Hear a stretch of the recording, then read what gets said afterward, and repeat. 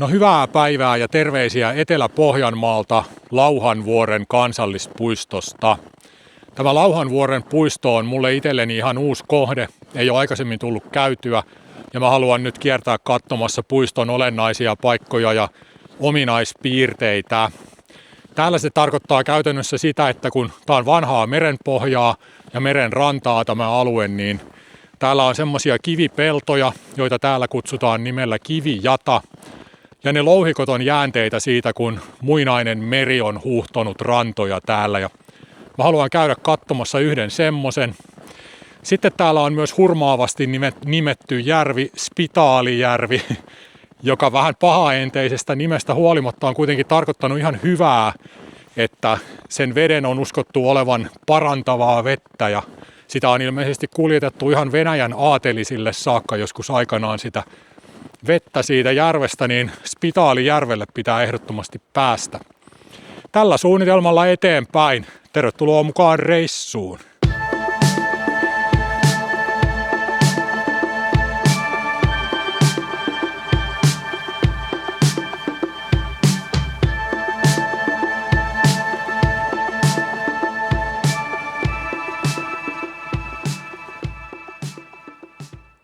No niin, tässä olisi nyt kansallispuiston kartta ja mulla on semmoinen kaksiosainen suunnitelma nyt tässä, että mä oon tällä hetkellä tässä hyvin lähellä Spitaalijärveä, mutta mä en vielä nyt mene sinne. Mä lähden tästä polkua pitkin ja täällä sitten 4,5 kilsan päässä tulee kivijata, joka on sitä louhikkoa, sitä muinaista merenrantaa. Mä käyn siinä ja sitten sen eteläpuolella on Aumakivi, joka on jonkinlainen jäänne jostain muinaisesta peruskalliosta. En ole katsonut mitään kuvia siitä, että ihan mielenkiintoista sitten nähdä, minkälainen se on. Mä käyn siinä, sitten mä palaan takaspäin, osin eri reittiä, osin samaa reittiä. Ja mulla on nyt vaan pikkureppu mukana tässä, kun mä lähden tonne kierrokselle. Mulla on lounas ja kahvivettä mukana. Sitten mä tulen hakemaan yöpymiskamat tästä ja menen tänne Spitaalijärven toiselle puolelle yöksi sitten 5 miljoonan tähden hotelliin. Eli tämmöinen kaksiosainen suunnitelma tälle reissulle. Tässä viereisellä taululla on sitten selostuksia näistä puiston jutuista. Eli täällä on ensinnäkin, että Aumakivi. Aumakivi on Lauhanvuoren tunnetuin rapautumisjäännös eli toori. Sitten kivijata. Kivijata koostuu harvinaisesta hiekkakivestä, joka on jäänne muinaisen trooppisen meren hiekkarannasta. Okei. No Peräkorven lähde on yksi alueen lukuisista lähteistä. Mun reitin pitäisi mennä siitä ohi. Sitten Spitaalijärvi. Spitaalijärven veden on uskottu antavan hyvinvointia niin keholle kuin sielulle. No sitä ei koskaan varmasti ole liikaa. Sitten rantaterassit. Rantaterassit ovat jääkauden jälkeisen rantavaiheen jälkiä. Okei. No nyt on tietysti lumimaassa, että se saattaa vähän niin kuin rajoittaa sitä, miten tuommoiset jutut näkyy tuolla maastossa, mutta lunta on tyyliin 3 senttiä, että ei se nyt voi mitenkään täydellisesti ainakaan peittää tommosia maaston muotoja, näin mä uskoisin. Pakkasta on 11 astetta, ihan sopivasti nipistelee nenänpäätä, ei ongelmaa. Piti olla aurinkoista, mutta onkin harmaata, näin se joskus menee näiden ennusteiden kanssa, mutta ainakin on kuivaa.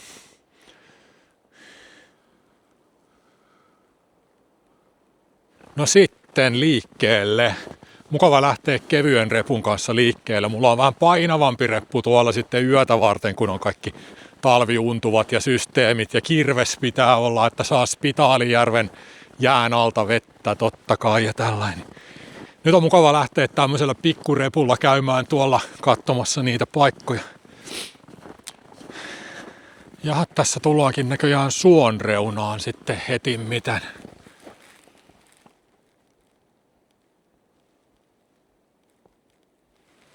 Pohjavesi ja pakkanen täällä vähän taistelee siitä, että kuka voittaa. Pieniä sulia vesinoroja tässä jäätyneessä maassa.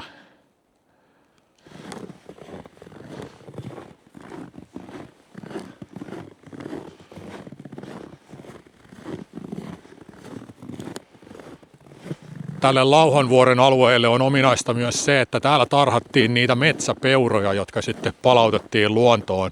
Niitä otettiin kiinni jostain tuolta Kuhmon suunnalta sieltä itärajalta ja ne tuotiin semmoiseen totutustarhaan tänne ensin ja sitten ne vapautettiin luontoon, että metsäpeura on ihan niin kuin alkuperäislajeja Suomessa, mutta joskus 1800-luvulla ja silloin kun tuliaseet yleistyi, niin metsästyksestä tuli aika helppoa aikaisempaan verrattuna. Metsäpeurat ammuttiin kokonaan pois ja hirvet melkein kokonaan pois. Metsäpeurahan on siis poron serkku käytännössä, metsäpeura ja tunturipeura. Tunturipeurasta sitten kesytettiin poro. Ne on ihan samannäköisiä niin kuin sillä lailla äkkiseltään katsottuna ja yhtä pöhköjä semmoisia, niin kävelee auton eteen ilman mitään kuoleman pelkoa.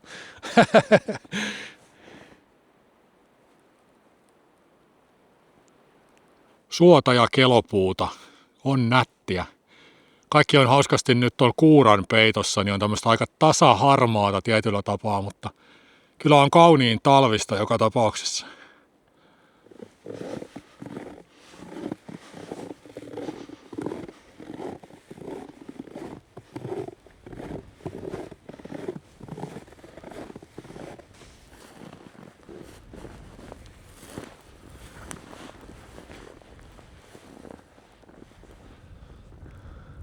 Mulla saattaa olla vähän liiankin lämpimät vaatteet niin kuin patikointiin nyt päällä, kun tää kurkkusalaattitakki on mun lämpimiin talvivaatteeni ja nyt on kuitenkin sit sillä vaan -11 tai sitä luokkaa. Mutta mä olin syyskaudella 3 kertaa kipeänä, mä en käsitä miten se voi olla edes mahdollista, mutta olin 3 kipeänä ja nyt mä en anna niin kuin mitään semmoista, että itse jotenkin edesauttaisin sitä sairastumista, niin mulla on sitten tosi lämpimät vaatekerrokset päällä sitä ajatellen.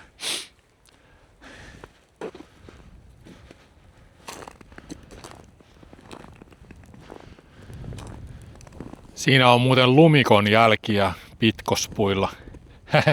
Sekin on tykännyt kulkea pitkoksia pitkin. No en ole 100 varma oliko lumikko, kun oli vähän jotenkin tuommoinen sotkunen jälki, mutta näätäeläimellä on aina semmoiset parijäljet, niin kuin 2, 2, 2, 2, sillä se loikkii niin kuin eteenpäin ja se jättää semmoiset niin kuin parijäljet.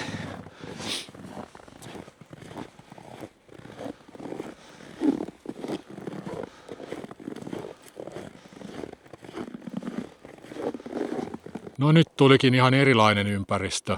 Taitaa olla tämmönen niinku kuusivaltainen suo eli korpi.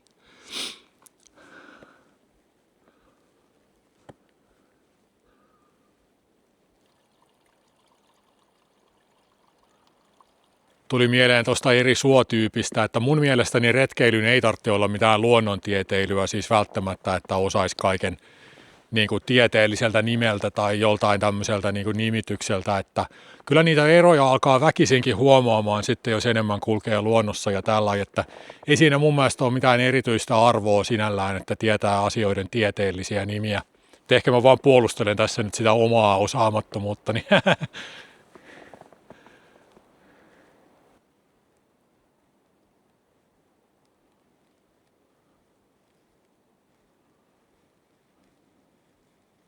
Onpa muuten hyvän näköistä kirkasta vettä näissä puroissa, tai ainakin tässä purossa.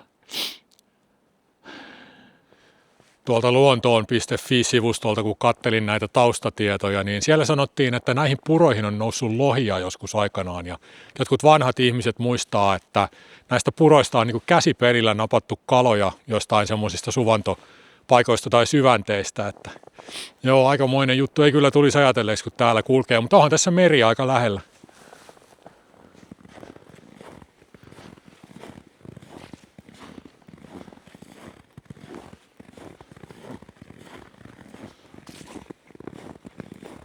Mä hokasin nyt, että tässähän on ollut niinku pitkospuureittiä niinku koko tämän matkan tähän saakka. Että joku on tehnyt vähän hommia näiden pitkosten eteen. Kyllä Suomessa palvellaan retkeilijöitä hyvin.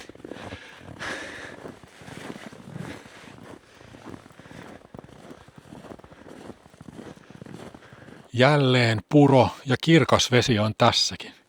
Hienon näköistä vettä kyllä ja tässä niinku talvimaisemassa vielä korostuu jotenkin toi veden merkitys. Oho, tämähän on se lähde. Tai yksi niistä. Onpa hieno. Todella vaikuttava. Sieltä se pulppuaa maan uumenista, täydellisen puhdas vesi. Todella hieno paikka, aivan mahtava. Lähde on kyllä yksi niinku kauneimpia luonnonilmiöitä mun mielestäni. Todella hieno. Kyllä se on nyt hörpättävä tätä vettä ja pitää ehkä tehdä myös semmonen pieni metsäkaste.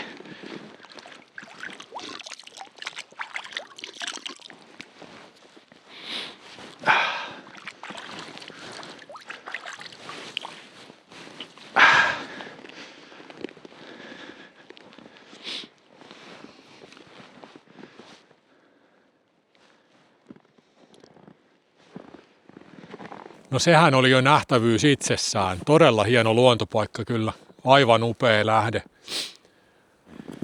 Mitäs kaikkea ne esi-isät pudottelikaan noihin lähteisiin, kun niitä pidettiin vissiin aika pyhinä paikkoina tai semmoisina erityisinä, niin ainakin hopeeta on niin kuin uhrattu lähteeseen ja tämmöistä. Ehkä jopa viinaa. Vai oliko viina vaan noihin kuppikiviin, en tiedä. Joo, mä voisin muuttaa asumaan tuohon lähteelle. Rakennan pienen hirsimökin siihen ja siirrän tämän retkipolun johonkin 5 kilsan päähän. Enkä kysy keneltäkään mitään. No niin, vähän edes sitä aurinkoa. Kylläpä näyttää hyvältä.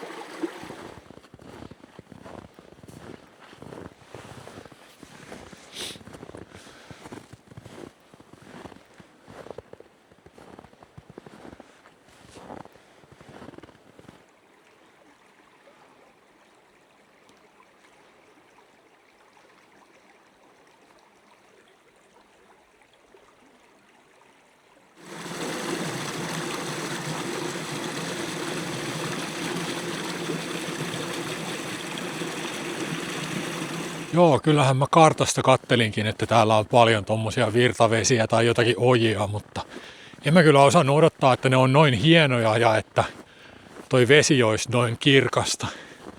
Hieno kyllä katsoa tommosia.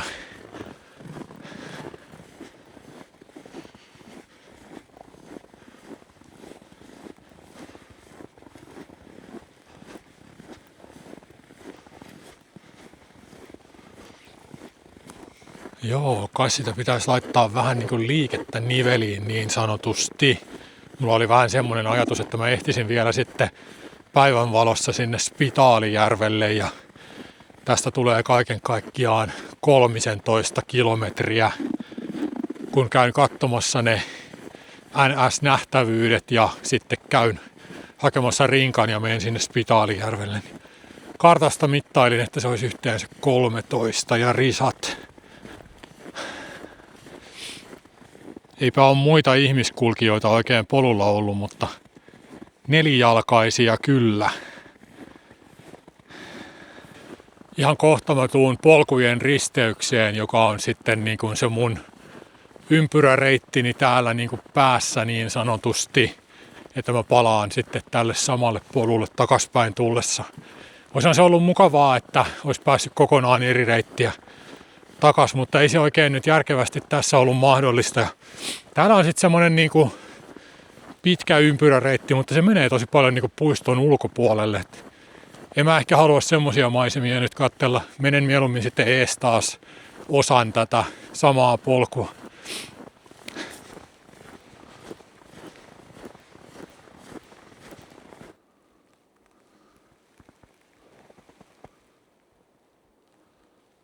No siinä voisi olla ilveksen jälkiä. Sehän jättää niinku tavallaan 2 jälkeä, että siinä on se sisempi, sitten kun sillä on se valtava karva siinä tassussa, niin se karva jättää erikseen niinku sitten isomman jäljen siihen ympärille. Tätähänkin on pyryttänyt lunta päälle, että en lähde kyllä mitään vannomaan. Ei, toihan on kanalinnun jälki. Varmaan metson jälki, kun on noin iso. Siinähän näkyy tommoset niinku linnun varpaat tuossa jäljessä. Joo, pitäisi muistaa noissa jälkien tulkinnoissa myös se, että katsoa sitä niinku kulkemisen tyyliä, että miten se jälki niinku menee. Että tommonen kanalintuhan on kova pujottelemaan, kun se kävelee. Se ei mene niinku suoraan niinku viivaa, ei sitten yhtäkään hetkeä. Että toikin oli semmonen kunnon niinku helminauha tai semmonen niinku pujottelujälki toisen kävelyjälki tossa. No nyt saavutaan sille kivijatalle. Olipa se oudon näköinen tuolta kauempaa ja niinku vieläkin. Ihan niinku olisi joku maantie tässä, mutta tää on nyt se kivipelto vai pirunpelto. Miskä kaikeksi tämmösiä sanotaan. Mutta onpahan niinku erilainen maastonkohta taas tuolta tullessa. Todella niinku erikoinen. Tää ihmettä. Ja tätä riittää. Onpa outo. Siis tossa on niinku metsän reuna. Täysin erilainen niinku ympäristö sitten. Tämmönen niinku todella erikoinen kokemus kävellä tuolta niinku tämmöiseen yhtäkkiä. Mitä tuolla olisi, että trooppisen meren rantakiviä, oliko se sillä lailla? Mä luulin, että nämä on jotain jääkausijuttuja, mutta jääkauden jälkeen ei nyt kai mitään trooppista on näillä main ollut. Onpa erikoinen jotenkin. No on kyllä erikoinen maaston kohta, ei voi muuta sanoa. Tätäköhän ihmiset on joskus ajatellut, kun ne on kävellyt tuolta mettästä niin kuin tämmöiselle paikalle niin kuin tietämättä, mistä on kyse. Ei ihme, että kaiken maailman myyttejä on syntynyt vaikka kuinka paljon. Ja sillä mäkin voisin luoda tästä jonkun myytin, ellen tietäisi, että niin kuin mitä täällä on tapahtunut. Mutta on kyllä todella erikoinen maisema. Vai että trooppinen meri on huuhtonut näitä kiviä joskus. No ne ei varmaan ollut sit mäntyjä, mitä tuossa metsän reunassa on kasvanut siihen aikaan. On kyllä todella vaikuttava maastonkohta tai luontopaikka. Onneksi tulin. Mä oon välillä vähän semmonen näiden pikkupuistojen suhteen, että ne on semmosia luontopolkupuistoja, että mitä mä siellä teen, ei siellä ole tilaa kulkea eikä mitään, mutta siis kyllä nyt kerran pitää käydä niin kuin joka paikassa ja mäkin aion nyt vähän ryhdistäytyä varmaan tässä kansallispuistojen vierailuasiassa. Mutta onpahan hieno paikka, tämähän on ihan huikea.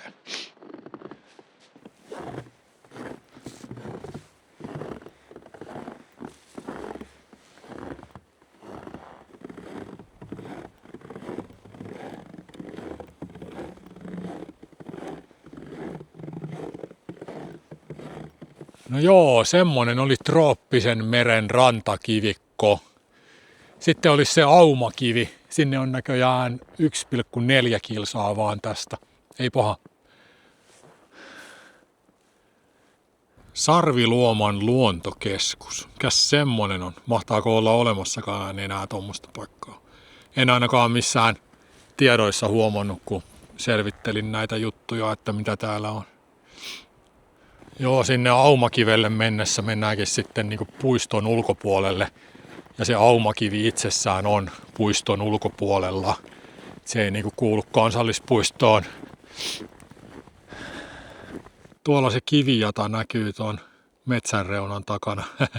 Ihan kuin olisi joku maantie tai joku tuolla. Näyttää ihan samanlaiselta niin kuin täältä vähän etäämmältä. Mutta toi on sen verran pomppuinen maantie, että pitäisi olla vähintäänkin Suzuki Jimny käytössä, jos tota maantietä ajelisi. Se on muuten pitkä kuin mikä. Mä oon kävellyt tässä jonkun matkaa jo tätä polkua. Ja tää polku menee ton kivijatan vai kivijadan vieressä tässä, niin se jatkuu tuolla. Ja kävelin sitten väärin tässä, kun kattelin niin lumoutuneena kivimaantietä tuolla, niin nyt pitää mennä takaspäin. Mutta ei onneksi kauhean paljon. Joo, mä taisin lähteä sieltä edellisiltä infotauluilta niin kuin väärää polkua alkujaankin, mutta tässä on joku tämmönen yhdyspolku, mitä pitkin mä pääsen taas sinne aumakiven suuntaan. Oho, nyt oikein tyhjentävästi ilmaistu varoitus. Voiko tässä niinku itse päättää, että mitä tässä varoitetaan? Joo, nyt mä oon Aumakiven polulla ja täällä ei olekaan kukaan kulkenut.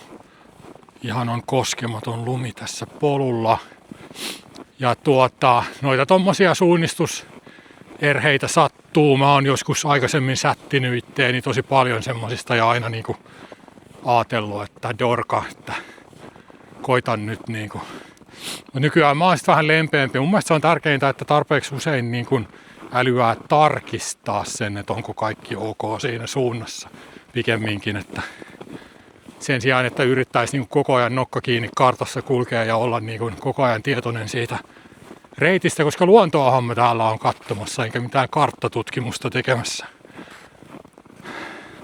Oho, mikäs jääkenttä tämmönen on. Ja kastuuko varpaat, kun tämmöisestä menee? Ei kai. Umpijäätä vai? Tää on tämmönen niinku valuma-alue jotenkin. Aikamoinen jääkenttä kyllä. Täällä meneekin taas jonkun jäljet.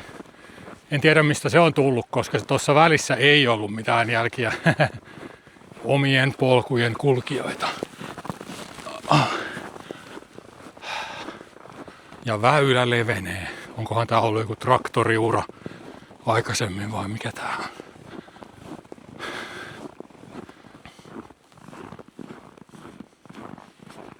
Siellä joku valtava järkäle siintää. Oho, iso pyöreä kivi. Valtava pyöreä kivi. Mä luulin, että se on joku semmonen niinku patsasmainen, mutta tämähän on nyt pyöreä kivi. Mutta on se iso. Iso kuin mikä.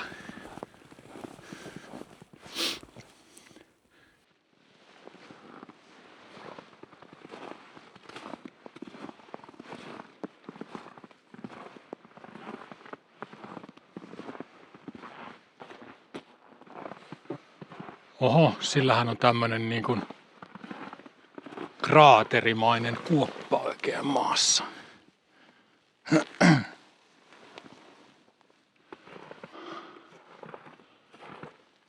On siinä kivellä massiivinen koko. Ja hauska tähän muoto. Näyttää niin kuin hioutuneelta jollain tavalla.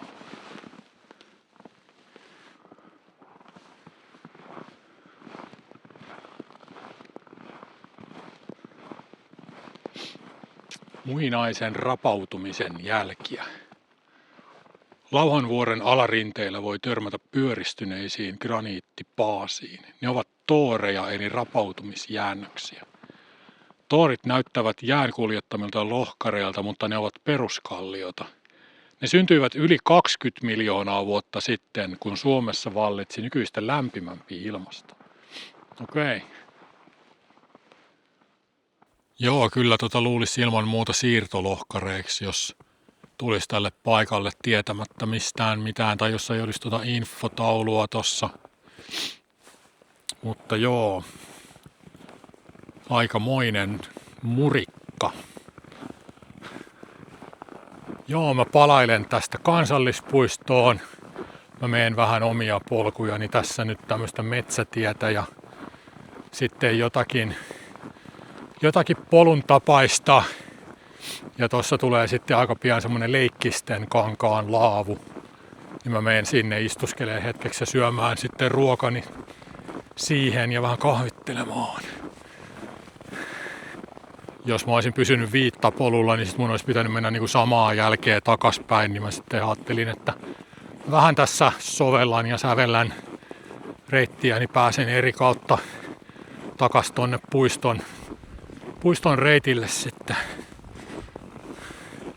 Noin, nyt mä tulin tämmöiselle vähän enemmän ajetulle tielle ja sitten tästä jatkuu taas jotain tämmöistä isoisän aikaista traktorin uraa pitkin väylä, jos jatkuu.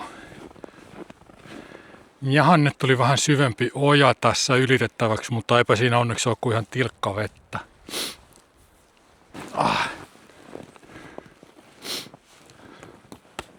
Mä vedänkin tästä nyt vähän suoremman linjan niin kuin maaston läpi puoli kilometriä, niin pääsen paremmin siihen laavulle. Ei tarvitse kiertää noin reitit, mitä tuossa olisi ollut, tai niin sanotut reitit, niin ne menis kumpikin vähän niin kuin viereen täältä päin tullessa. Joo, tässä on helppo mennä. Matala aluskasvillisuus, tuommoista hiekkamaastoa ja tuommoista ihan hyvä kävellä. Kauhean nälkä vaan on. Nyt liian pitkäksi tuli nyt tää ruokailun väli tässä. Mutta kohta pääsee onneksi syömään.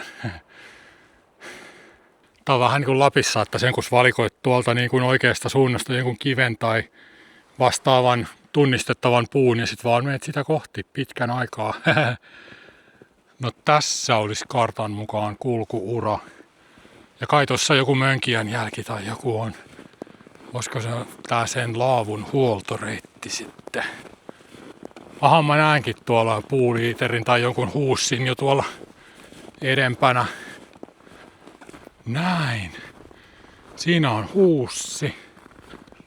Puuliiteri. Ja laavu näkyy tuolla. Ja laavun edessä suota. Mikäs täällä on huoltotilanne? Mä en nyt oo tekemässä mitään tulta, mutta joo, täällä on tämmöstä rankapuuta. Reilusti.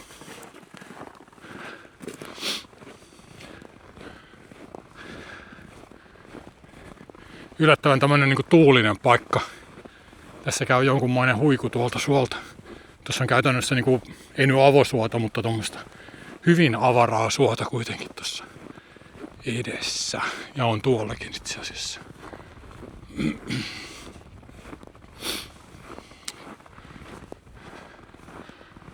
Eipä oo käyty täällä näiden lumien aikaan vissiin.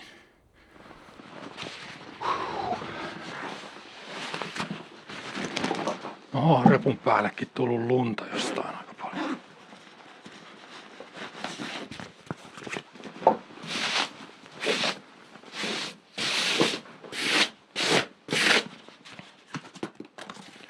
Näin.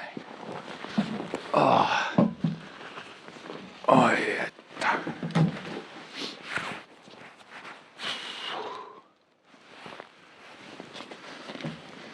Sitten vaan termokset esille.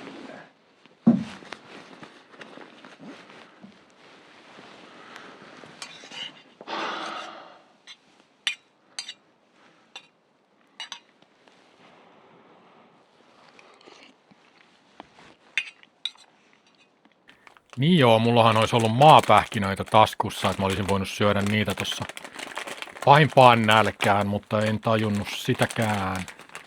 Mäpä laitan näitä vähän nyt tänne mun kalasoppaan. Ei aavistustakaan. Eiku mitä nää on? Niin on, tässä on erilaisia pähkinöitä, ei nää olekaan maapähkinöitä. Tää on ihan siis kaupan pakastekalasta tehtyä kalasoppaa.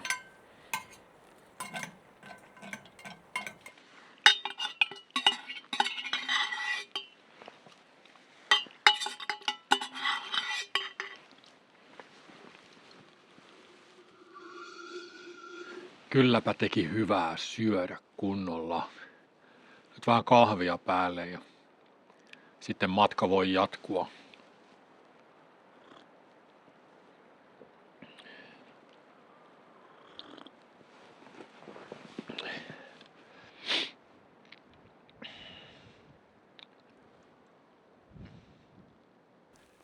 Alkaa jo päivä taittua tässä. On se kovin lyhyt vielä toi valoisa aika. Mutta mä katoin pari päivää sitten, niin Tampereen korkeudella päivä on pidentynyt talvipäivän seisauksesta 17 minuuttia. Sille pienet.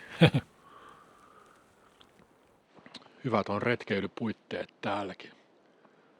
On polttopuuta ja hyvä laavu.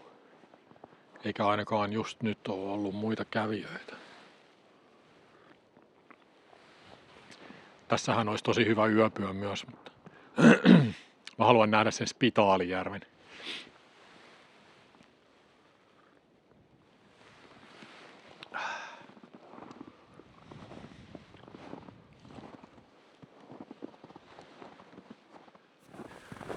Joo, ei ole mukava kiirehtiä retkellä, mutta mä pidin nyt kuitenkin tauon aika tommosena napakan mittaisena ja lähdin nyt sitten paluumarssille kohti Spitaalijärven lähtöpaikkaa. Mä käyn vaihtamassa pikkurepun valtavaan rinkkaan ja raahustan sitten sinne Spitaalijärven leiripaikalle. Ja toivottavasti ehtisin sinne semmosessa ajassa, että näkis vähän sitä ympäristöä vielä ennen kuin ihan täyspimeys tulee.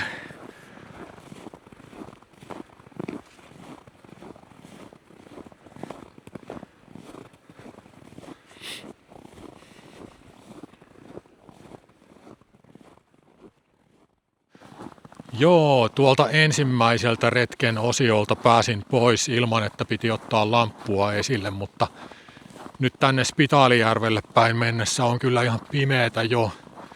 Ja pakkanenkin on vähän kiristynyt varmaan tässä, että tuntuisi nipistelevän vähän enemmän. Spitaalijärven maisemat avautuu sitten kunnolla vasta huomenna, mutta eihän se mitään haittaa. No siinä on nyt kaikki, mitä tällä hetkellä näkee Spitaalijärvestä. Tuuli ainakin kertoo, että kyllä siinä joku avoin iso tila on, kun tuntuu niin purevalta ja tuuli puhaltaa ihan eri lailla tuolta. Nyt se on itse asiassa onneksi muuten niin päin, että kun mä oon menossa niin kuin tonne toiselle rannalle, niin mä oon sitten tuulen katveessa siellä. Loistavaa. Oho, täällä on oikein kunnon tämmöstä niin kuin leirikoulumeininkiä. Valtavat tilat tässä. Tommonen, mikä toi on tommonen hormillinen tulipaikka.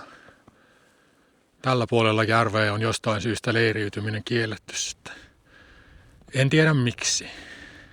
Mutta täällä on sitten telttailualue erikseen järven toisella puolella. Täällä. Siinä on puuliiteri. Onko hyvä puutilanne? On. Oho, ja löin totta kai pääni heti tuohon ylähirteen. Nuotiopaikka. Metsää.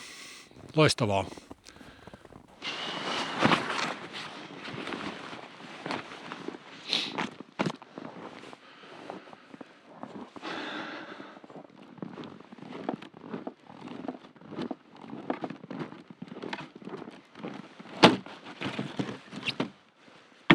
Joo, tulet vaan sitten palamaan. Saa vähän lämpöä ja vähän semmoista kodikkuutta tähän meininkiin.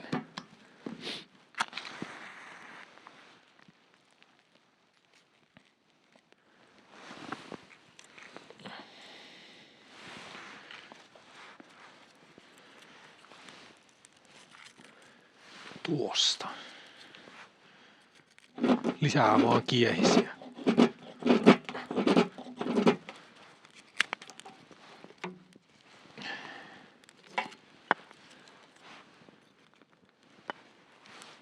Kato, onko meillä nuotio.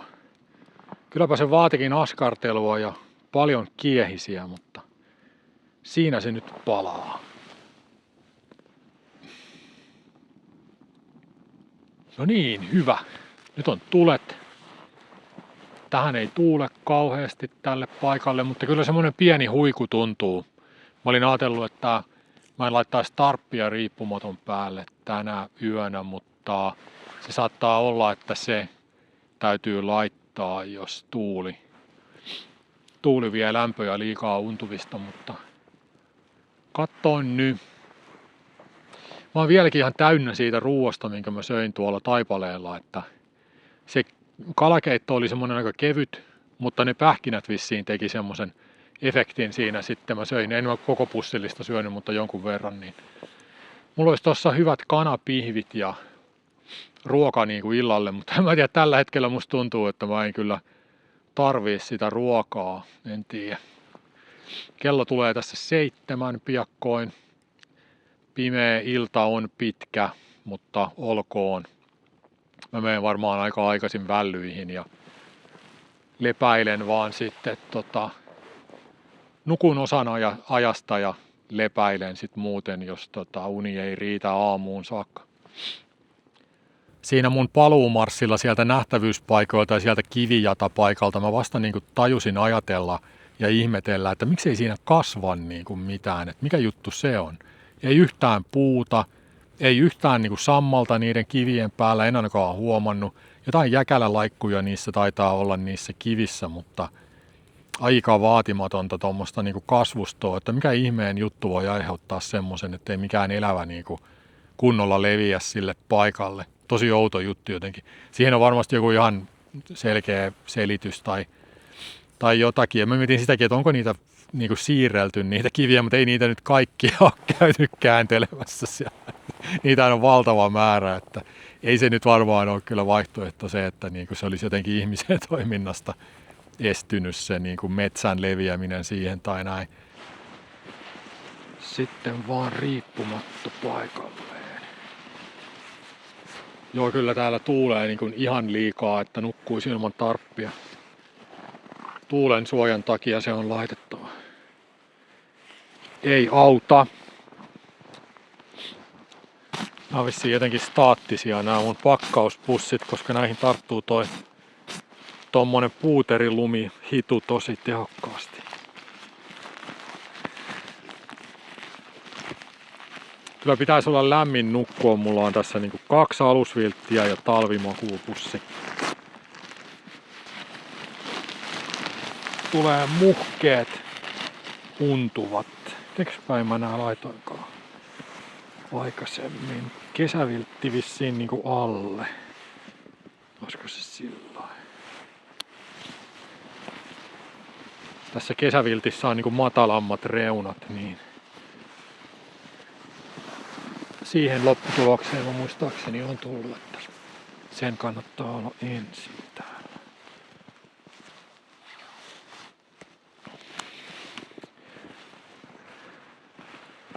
Noin.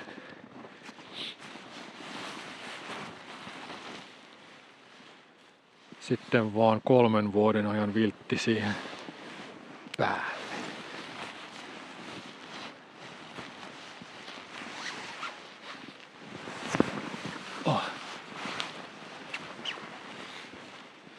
Mä oon nukkunut 30 asteen pakkasessakin tällä kombolla ihan onnistuneesti, että tämmönen joku 15 pitäisi mennä ihan heittämällä. Sitten täällä pussissa on talvimakuupussi. Se on speksattu -32. Enkä tarkoita nyt mitään sitä feikki extreme lukemaa, vaan mukavuusrajaltaan -32. Talvi saa tulla, kun on kääriytynyt tohon pussiin. Siinä on 2 kiloa untuvaa. Noin. Tarppi tulee sitten vielä päälle ja se pitää asemoida sillä lailla, kun tuuli tulee täältä, niin laittaa se niin kuin enemmän lähemmäs maata niin kuin tältä tuulen puolelta, että se blokkaisi sitä sitten. Täällähän niin kuin tiputtelee jotain luntakin vähän semmoinen. Piti kyllä olla tähti taivas, mutta se on vissiin peruttu se. Joo, kyllä tää vähän niin kuin pöljien ihmisten hommaa jollain tapaa varmasti on tää tämmönen niin kuin talviyöpyminen ulkona, että aikamoiset niin kuin varusteet pitää olla ja tää on ihan puhtaasti niin kuin välineurheilua, että ei tässä oikein niin kuin muu toimi. Mutta joo, kyllähän siitä hyvä fiilis tulee sit viimeistään niin kuin jälkeenpäin jotenkin niin kuin tosi semmonen niin kuin eläväinen olo, kun on ollut tosi kylmässä yötä ja näin. Joo, eiköhän siinä nyt 1 yön pärjää. Nyt on aika raaka ilma loppujen lopuksi, että pakkasta ei ole sillä ei mitenkään tuhottomasti, mutta kyllä semmonen tuuli huiku vaan niin kuin käy tuolta, että se saa tuon kylmyyden purevuuden ihan eri sfääreihin kuin mitä sen niin kuin numeroiden puolesta vaikuttaisi ja sillä lailla, että mulla ei edelleenkään ole mikään kauhean nälkä. Mä luulen, että mä grillaan yhden makkaran ja menen nukkumaan, että mä en varmaan nyt ala tässä iltasella enää kokkailemaan pitkän kaavan mukaan yhtään mitään. Oho.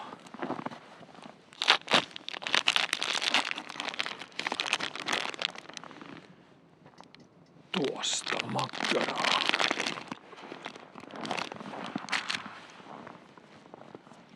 Nyt olisi tosi hyvä ilma kotatelttailuun, että olisi lämmitettävä teltta, kamiinallinen teltta, mutta kun mä en ole oikein käyttänyt sitä enää tämmöisissä, missä on niin kuin yleinen puuhuolto sillä lailla, että se ei ehkä ole ihan ok niin kuin käyttää niitä puita sillä niin kuin aina yksityisesti.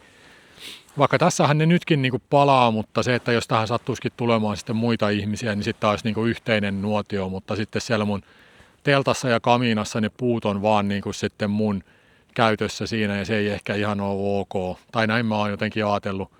En mä tiedä, onko sillä nyt, niin kuin sanoin, niin tässäkään tapauksessa ei olisi nyt mitään eroa siinä sinällään, että kumpaan noi puut laittaisi, mutta joo.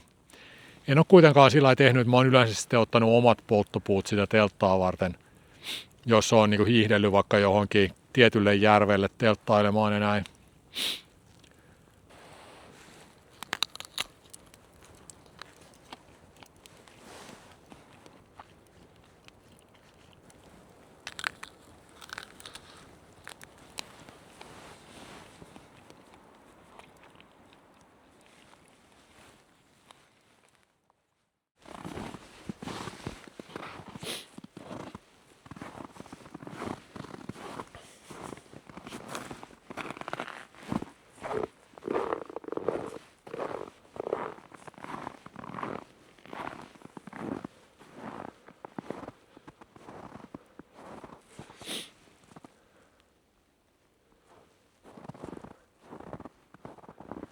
Huomenta.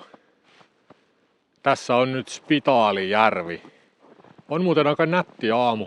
Auringon valo kajastaa tuolta horisontista mukavasti ja värjää vähän taivasta.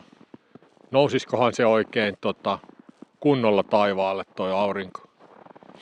No nyt tuli talitintti mun kameran päälle istumaan sinne.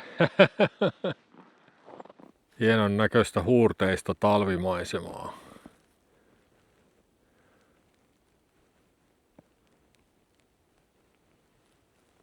Joo, nyt pitäisi tehdä reikä jäähän, että saa vettä tuolta järvestä. Mä en halua lähteä siihen lumensulattelun rumbaan, ellei ole ehdottoman välttämätöntä ja ei pitäisi olla. Mutta mikä mahtaa olla jään vahvuus?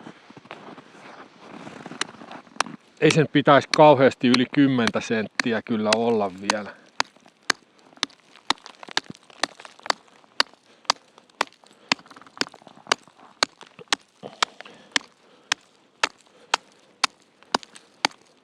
Ensin pitää tehdä tämmönen niin kuin allas, johon sitä, tai josta sitä vettä on sitten helpompi ottaa. Vähintäänkin niin kuin mukin mentävä totta kai. Sitten voi ruveta syventää tätä monttua tänne.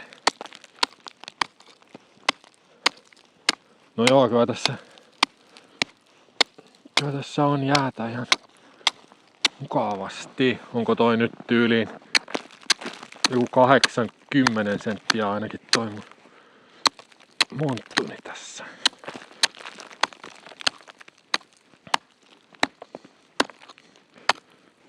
Vai käykö niin, että tää klassikko, että mä lyönkin johonkin mutaan sitten viimetteeksi tästä.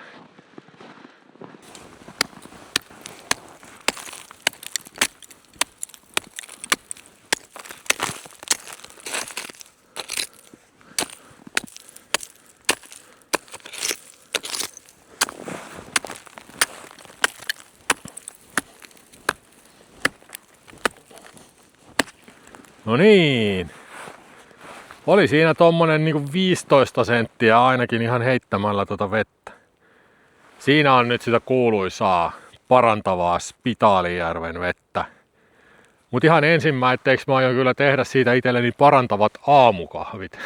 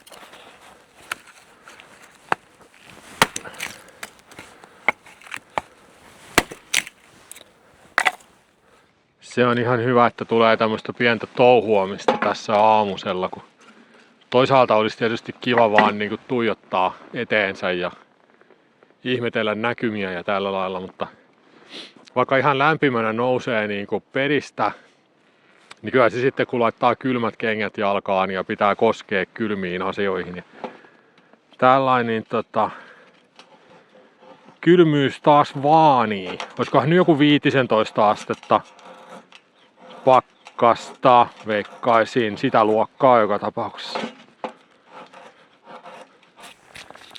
Joo, kädetkin on vähän semmoiset niinku kankeet.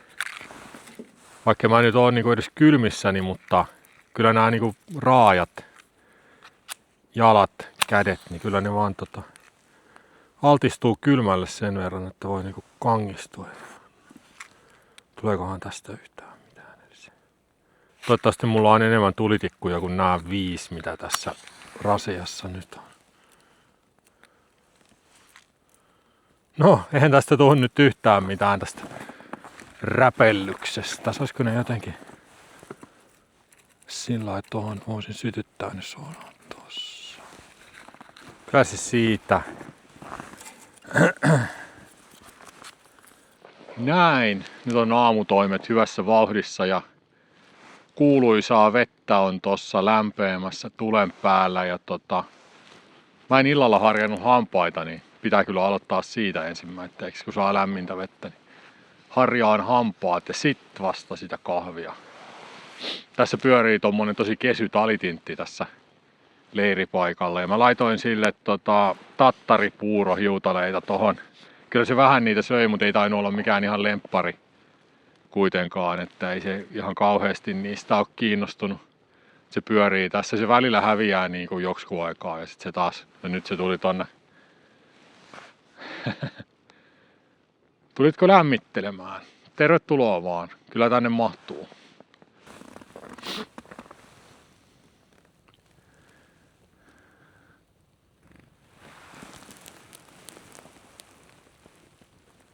No niin, siitä vähän hiutaleita välillä naamaan.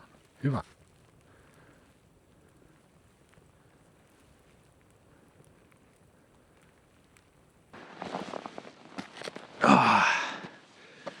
Joo, tässä kävikin huoltomies tuomassa polttopuuta tuohon liiteriin, niin siinä rupateltiin tovi ja pääsin tarjoamaan kahvit huoltomiehelle. Hieno homma.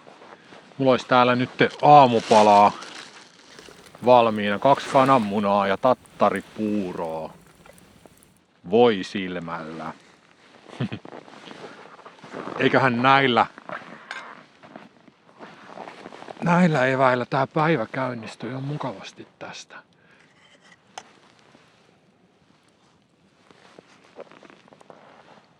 Älä nyt nuotion päällemme. Mulla on kohta grillattua talitinttiä täällä.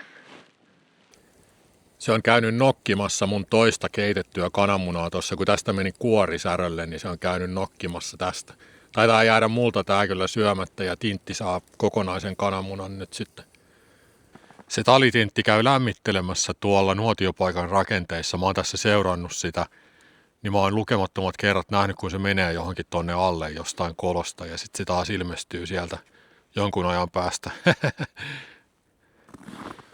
Joo, eipä tullut sitten aurinkoa sen kummemmin tälle päivälle tai tälle aamupäivälle, mutta hieno talvipäivä joka tapauksessa ja 14 astetta pakkasta näytti mittari tuossa viimeisen kerran kun katoin. Nyt mä sain onneksi tällä reissulla tuota maineikasta Spitaalijärven vettä ja se pitää mut kunnossa, koska mä olin vähän semmoisessa sairastelukierteessä tuossa syyspuolella ja oli aika turhauttavaa kyllä, täytyy myöntää. Ja nyt mulla on korkeampia voimia apuna parantavaa Spitaalijärven vettä. Nautittuna vaikka nyt kahvin muodossa, mutta kuitenkin.